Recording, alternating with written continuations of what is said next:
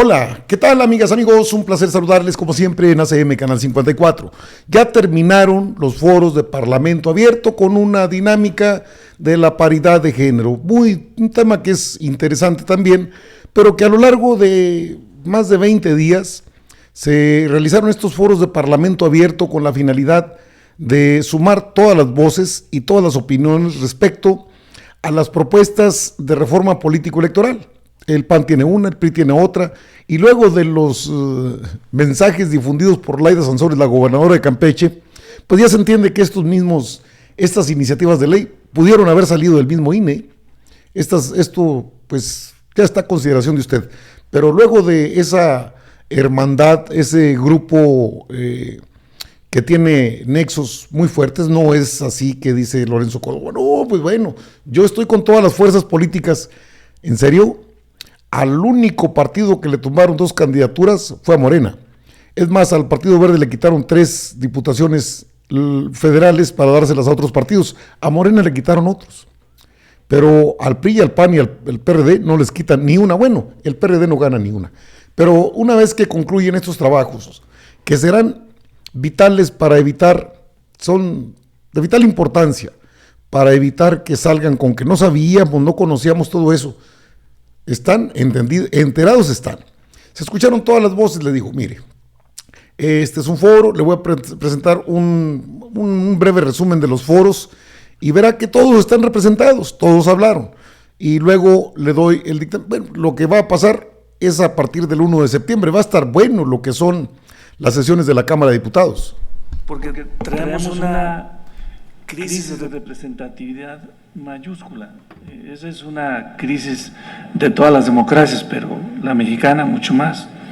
Porque tuvimos en la elección del 18 un 64% de afluencia electoral. De ese 64, por primera vez un presidente de la República rebasa el 50, anduvo 53.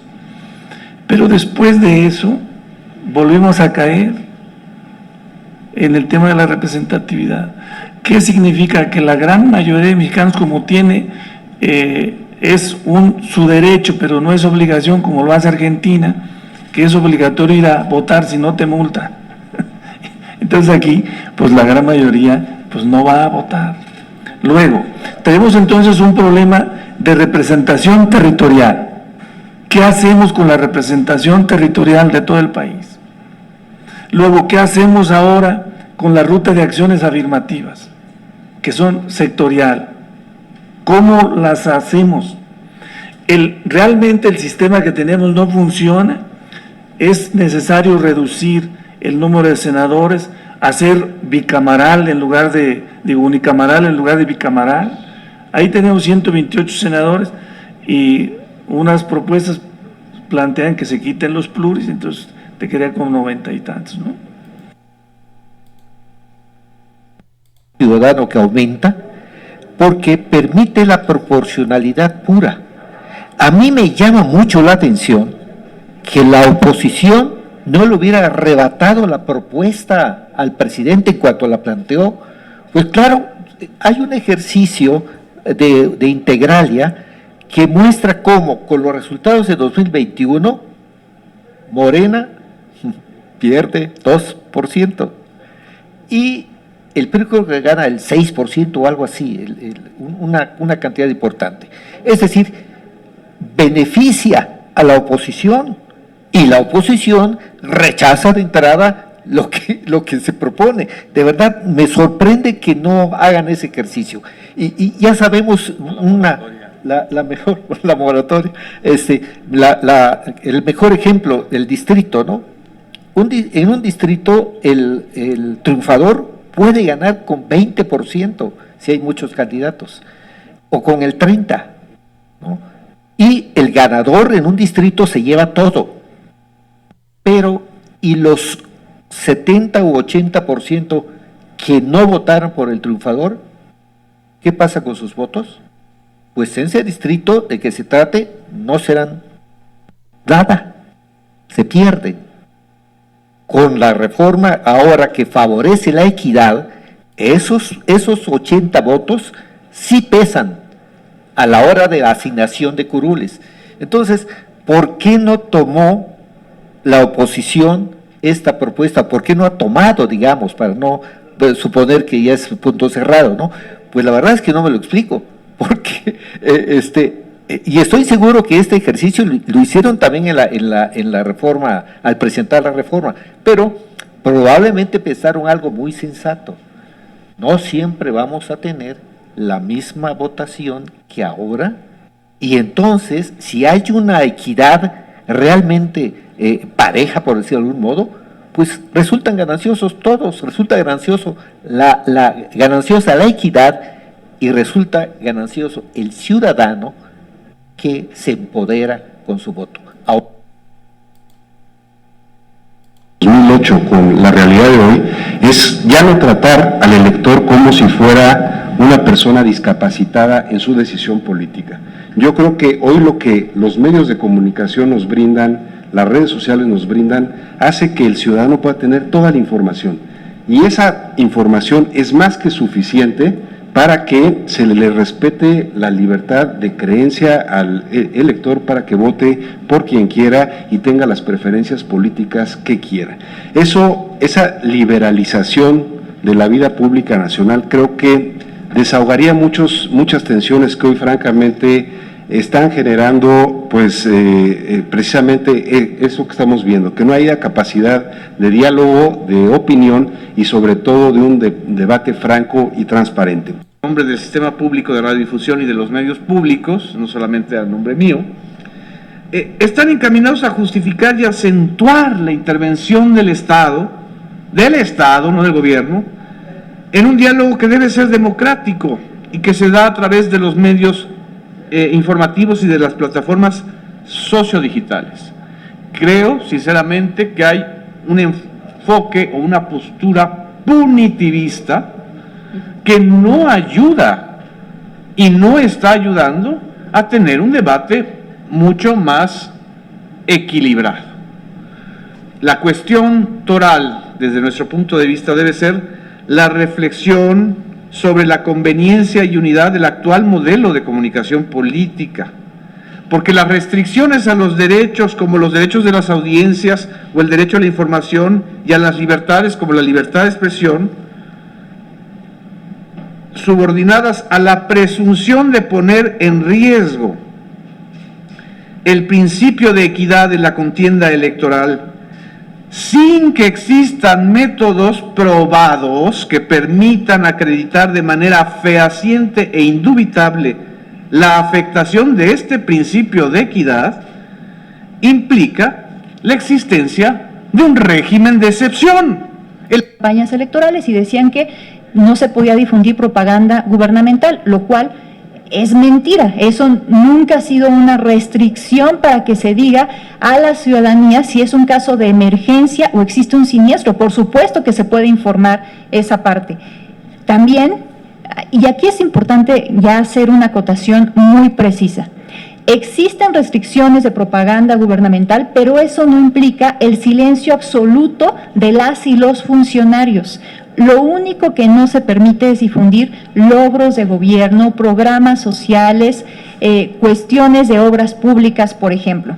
Algo que me parece que sí es fundamental que se revise de la propaganda gubernamental tiene que ver con las restricciones de esta cuando hay procesos de revocación de mandato.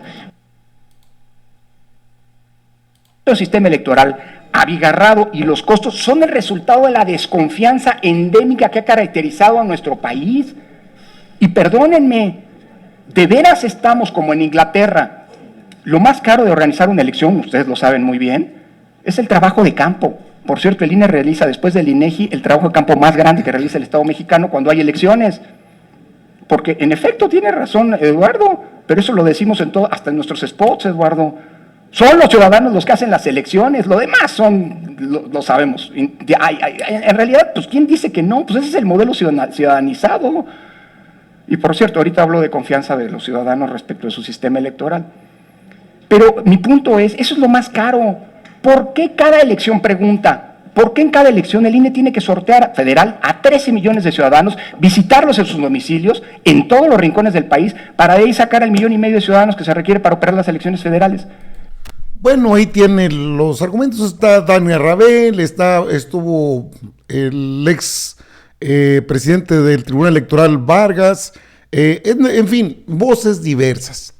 Y sin embargo, ¿esto es suficiente para darle confianza al elector?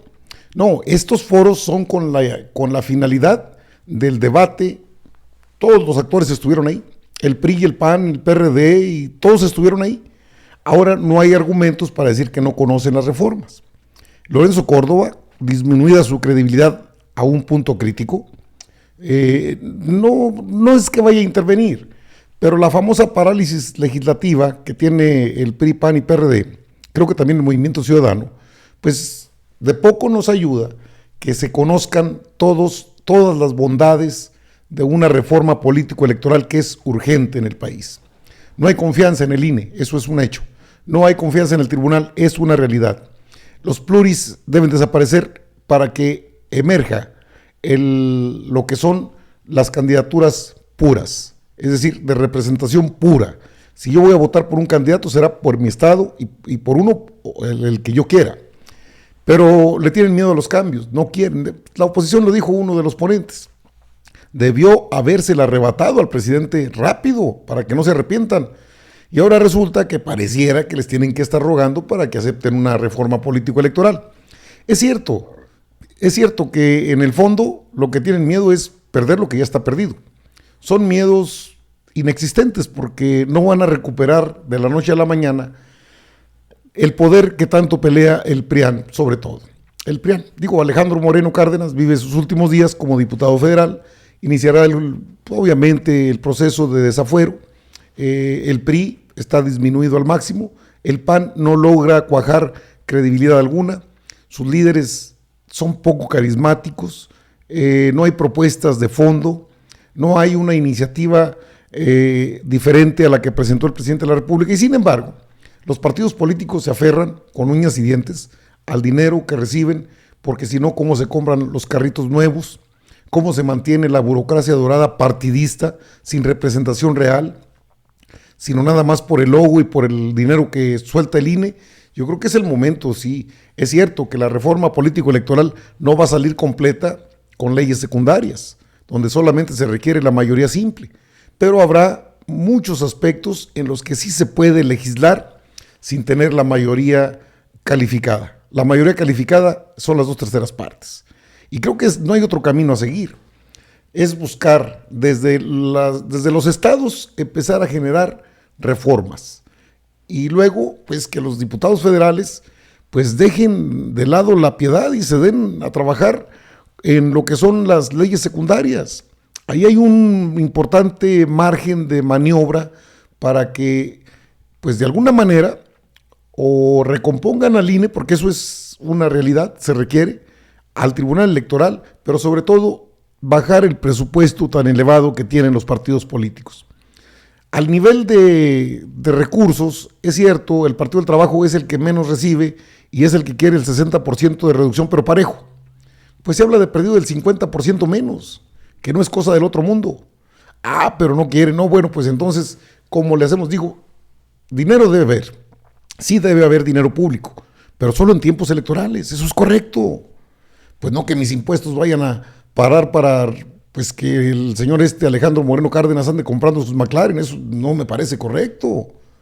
Incluso la postura de los diputados debe ser más fuerte, menos flexible, menos laxa y más apegada a la realidad que vive el país, pero eso lo tendrán que definir ellos. Es un reclamo social. Desaparecer los pluris cuando menos sería una medida pues que bajaría la presión social que hay en estos momentos en el país. Pero vamos a ver hasta el 1 de septiembre cuando inicie ya en forma el periodo ordinario de sesiones. Pues es importante, vital, diría yo, pero no lo quieren. Parálisis legislativa. Paralícenles también los salarios y los recursos del INE, son recursos nuestros. En el presupuesto del 23 sí se puede. Esperemos a ver qué pasa y yo les mantendré informados. Amigos, yo regreso con más información.